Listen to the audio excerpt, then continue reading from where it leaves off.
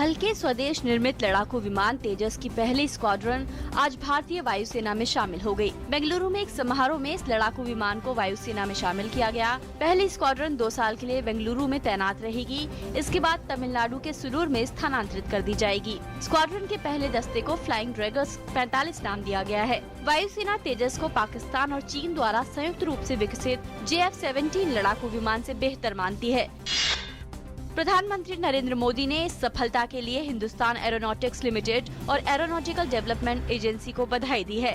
PM ने कहा कि इससे पता चलता है कि स्वदेशी रक्षा उत्पादन को बेहतर बनाने के लिए देश के पास कौशल और क्षमता मौजूद है।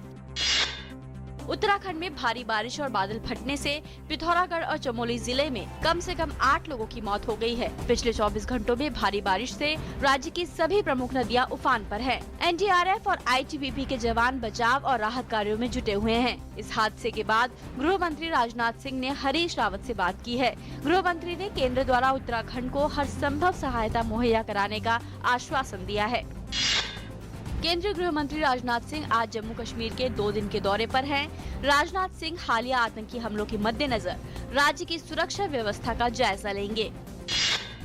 बेहद कड़े सुरक्षा इंतजामों के बीच अमरनाथ यात्रा के लिए पहला जत्था जम्मू से बेस कैंप के लिए आज रवाना हुआ। कल से शुरू होने वाली यात्रा रक्षाबंधन यानी 18 अगस्त को समाप्त होगी। 7,500 श्रद्धालु रोजाना पहलगाम के जरिए पवित्र गुफा के दर्शन करेंगे।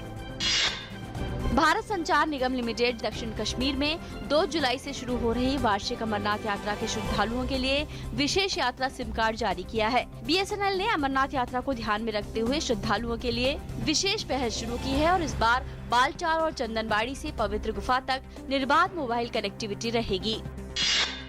प्रधानमंत्री नरेंद्र मोदी ने कल राजधानी दिल्ली में विभिन्न मंत्रालयों के कामकाज की समीक्षा के लिए बैठक की।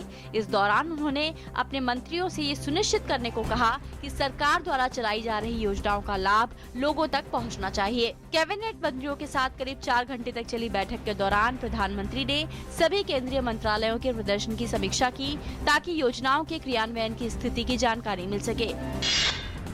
उत्तर प्रदेश के बस्ती जिले में बीजेपी अध्यक्ष अमित शाह ने रैली को संबोधित करते हुए कहा कि समाजवादी पार्टी ने राज्य में लॉ एंड ऑर्डर को लो और ऑर्डर करो बना दिया है। उन्होंने कहा कि लखनऊ में जो सरकार बैठी है वो यूपी की जनता को केंद्र की योजनाओं का लाभ नहीं लेने दे रही। सुप्रीम कोर्ट ने यूनिटेक को नोएडा में फ्लैट खरीदने वाले उसके ग्राहकों को 5 करोड़ रुपए का मुआवजा देने को कहा है। यूनिटेक नोएडा सेक्टर 76 के बरगंडी सोसाइटी ने अपने ग्राहकों को समय से पोजीशन नहीं दी थी। इस कारण से सुप्रीम कोर्ट ने कंपनी को 5 करोड़ रुपए का मुआवजा देने को कहा है। मुआवजा देने के लिए यूनिटेक को 15 अगस्त तक का समय दिया गया है।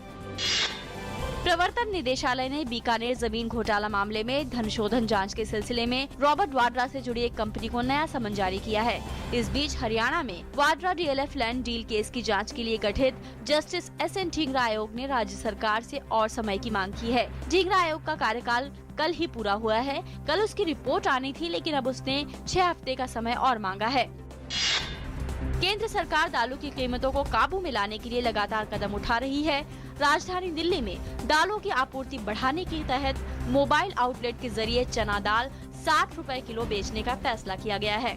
इसके साथ ही अब निजी क्षेत्र ने भी सरकार के साथ मिलकर दालों की आयात की योजना बनाई है। IMF ने आगाह किया है कि ब्रिटेन के यूरोपीय संघ से अलग होने के फैसले से अनिश्चितता पैदा हुई है और इसका न केवल ब्रिटेन और यूरोप बल्कि विश्व की पूरी अर्थव्यवस्था पर असर पड़ेगा। संयुक्त राष्ट्र की मानवाधिकार इकाई ने यौन रुझान और लिंग आधारित हिंसा और भेदभाव की निगरानी के लिए एक विशेषज्ञ की नियुक्ति करने का फैसला किया है। ये स्वतंत्र विशेषज्ञ समलैंगिकों और ट्रांसजेंडर्स के खिलाफ कुछ भी गलत होने पर उनके मामले को देख सकेगा। इस विशेषज्ञ का कार्यकाल 3 साल का होगा। रूस के राष्ट्रपति व्लादिमीर पुतिन ने आधिकारिक तौर पर तुर्की पर लगाए गए पर्यटन प्रतिबंधों को हटा दिया है। पिछले साल तुर्की ने रूसी लड़ाकू विमान को मार गिराया था। तुर्की का दावा है कि रूसी विमान उसकी वायु सीमा में घुस गया था, लेकिन रूस ने इससे इनकार किया था। रूसी राष्ट्रपति पुतिन ने इसे पीठ में छुरा घोंपने की कार्रवाई कहा था। यूरो 2016 के दूसरे क्वार्टर फाइनल मुकाबले में आज बेल्जियम का सामना वेल्स के साथ होगा। पेनल्टी शूटआउट में कल पोलैंड को हराकर पुर्तगाल ने सेमीफाइनल में जगह पक्की कर ली। पिछले 5 संस्करणों में चौथी बार पुर्तगाल आखिरी 4 में पहुंची है।